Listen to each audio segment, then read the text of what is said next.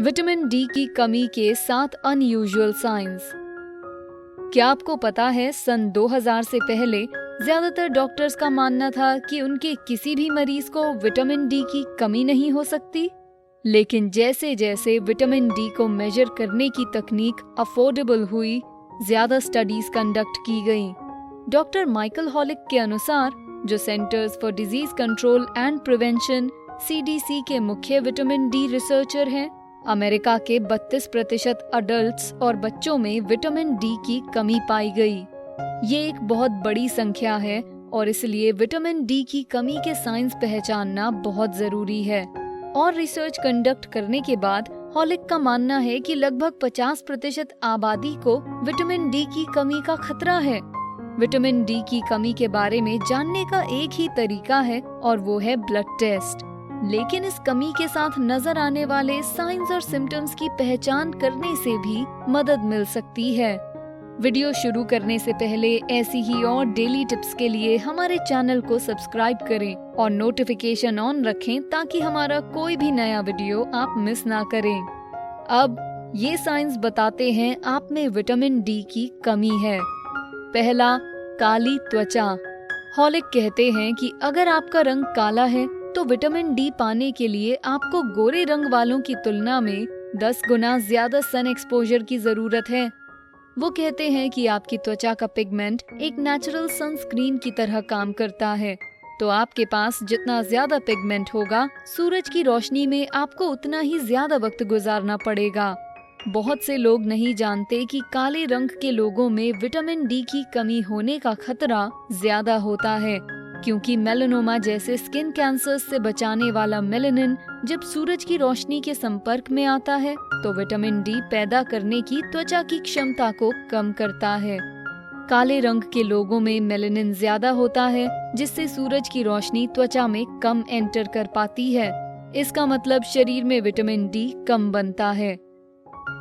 In fact काले रंग के बड़ी उम्र के लोगों में विटामिन डी की कमी होने का खतरा ज्यादा होता है।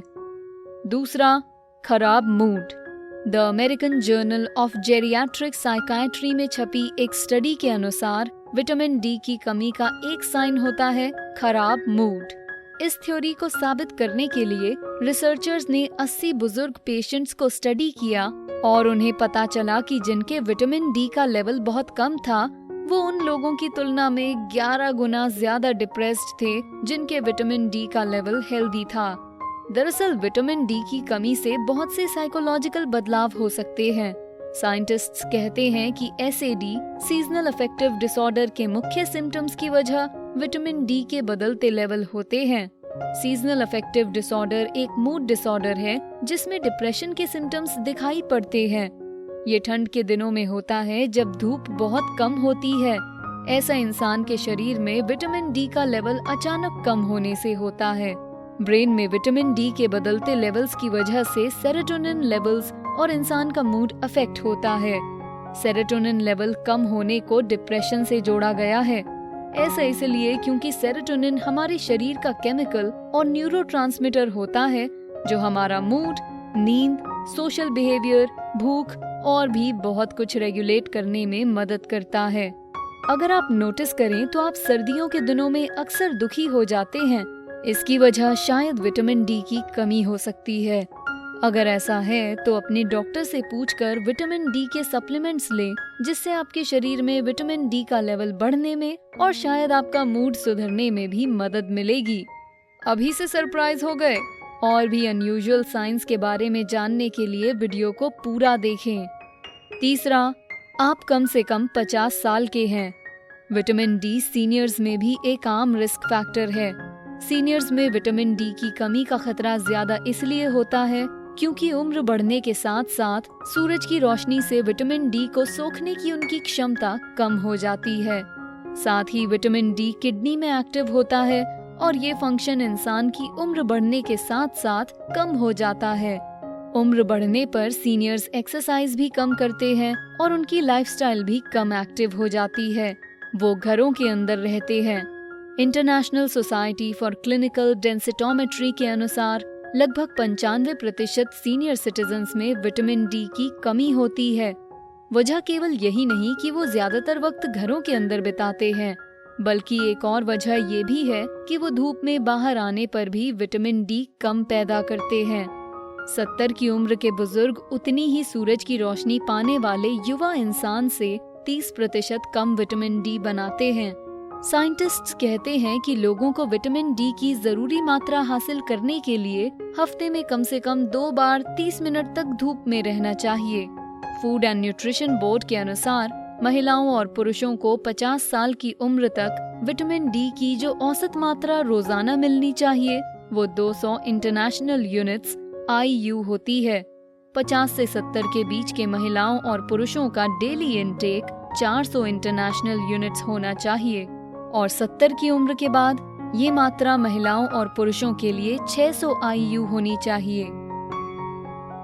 यही वजह है कि बाजार में बहुत से सप्लीमेंट्स अवेलेबल हैं जिन्हें सीनियर्स अपना विटामिन डी का इंटेक बढ़ाने के लिए ले सकते हैं। चौथा, मोटापा, वजन ज्यादा या हाई मसल मास होना। हॉलिक बताते हैं कि विटामिन डी फैट सोल्यूबल है, यानी शरीर इसे जमा कर लेता है। तो अगर आपका वजन ज्यादा है या आप मोटे हैं तो आपके शरीर को औसत इंसान से बहुत ज्यादा विटामिन डी की जरूरत पड़ती है। ये उनके लिए भी है जिनमें मसल और बॉडी मास बहुत है। पांचवा, दुखती हड्डियां।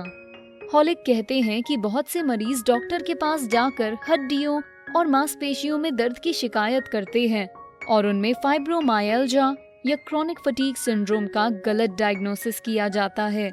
ये एक असामान्य गलती नहीं है, लेकिन हम रिकमेंड करेंगे कि डॉक्टर के डायग्नोसिस करने से पहले आप विटामिन डी ब्लड टेस्ट करवा लें ताकि आपको सच्चाई पता चल सके। छठा, सर में पसीना आना। हॉलिक के अनुसार विटामिन डी की कमी का शुरुआती साइन होता है सर में पसीना आना।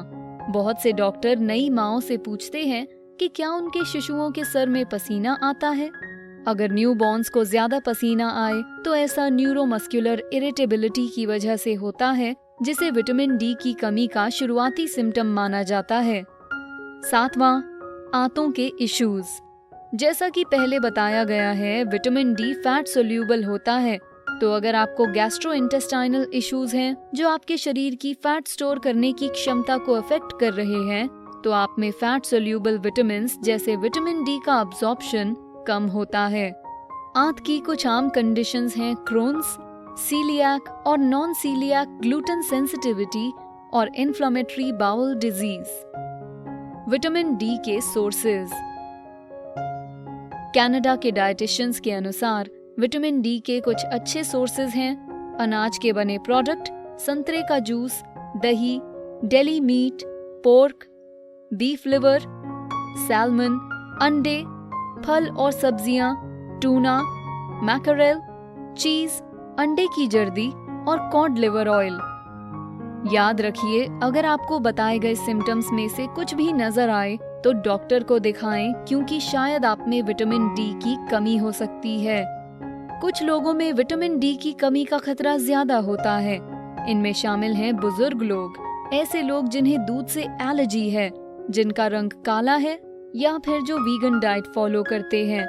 विटामिन डी की कमी से जुड़े सिम्टम्स हैं दिल की बीमारी का बड़ा खतरा, कैंसर, बच्चों में अस्थमा, बुजुर्गों में कॉग्निटिव इम्पेयरमेंट के साथ साथ और भी बहुत कुछ। हेल्थ के इन खतरों को टालने के लिए विटामिन डी की उचित मात्रा लेना बहुत जरूरी है। अगर आप ज्यादा धूप में नहीं जाते और आपकी डाइट भी स्ट्रिक्ट है जिसमें विटामिन डी युक्त पदार्थ नहीं, तो अब वक्त आ गया है कि आप अपने डॉक्टर से पूछकर विटामिन डी के सप्लीमेंट्स लेना शुरू करें। ये भी पूछें कि इन सप्लीमेंट्स को कितनी मात्रा में और दिन में कितनी बार लेना चाहिए। एक बात ध्यान रखें कि धूप में ज्यादा रहने के भी काफी हानिकारक इफेक्ट्स हैं। धूप के ओवर एक्सपोजर से सनबर्न, त्वचा की प्रीमेच्योर एजिंग, स्किन कैंसर और त्वचा खराब हो सकती है। क्या आपको पता है कि लगभग 90% स्किन कैंसर सन एक्सपोजर से होते हैं? इसलिए साइंटिस्ट्स अक्सर विटामिन डी पाने के बेस्ट तरीकों पर डिबेट करते रहते हैं। हालांकि विटामिन डी धूप से मिलता है, लेकिन ज्यादा देर धूप में रहने से बहुत से खतरनाक हेल्थ इश्यूज और रिस्क्स पैदा होते हैं जिनसे कैंसर होता है। धूप में ज्यादा देर रहने से सूरज की नुकसानदायक और हानिकारक यूवी किरणें इंसान के शरीर की त्वचा की अंदरूनी परतों तक पहुंच जाती हैं। इससे सनबर्न होता है और यहाँ तक कि त्वचा के सेल्स मर जाते हैं या डैमेज हो सकते हैं, जिससे कैंसर होने की संभावना बढ़ जाती है। हालांकि यूवी का थोड़ा एक्सपोजर हमारे लिए अच्छा है क्योंकि इससे विटामिन डी का निर्माण होता है, लेकिन धूप में देर तक रहने से अर्ली एजिंग, स्किन कैंसर और इम्यून सिस्टम खराब होता है। इसलिए डॉक्टर ऐसी चीजों को खाने की सलाह देते हैं जिनमें बहुत सारा विटामिन डी हो, लेकिन विटामिन डी बहुत कम चीजों में पाया जाता है, इसलिए इसके सप्लीमेंट्स बहुत ज्यादा पॉपुलर हो रहे हैं। आज ही डॉक्टर से बात करें और जानें कि विटामिन डी के लेवल को बढ़ाने के सबसे अच्छे तरीके कौन से हैं। आपके डॉक्टर विटामिन डी का सप्लीमेंट लेने की सलाह जरूर देंगे। आप विटामिन डी पाने के कौन से तरीके अपनाते हैं, हमें नीचे कमेंट सेक्शन में बताएं। ये वीडियो पसंद आया तो लाइक बटन दबाएं, इसे दोस्तों के साथ शेयर करें। साथ ही ऐसे और वीडियोस देखने के लिए हमारे चैनल को सब्सक्राइब करें। Thanks for watching.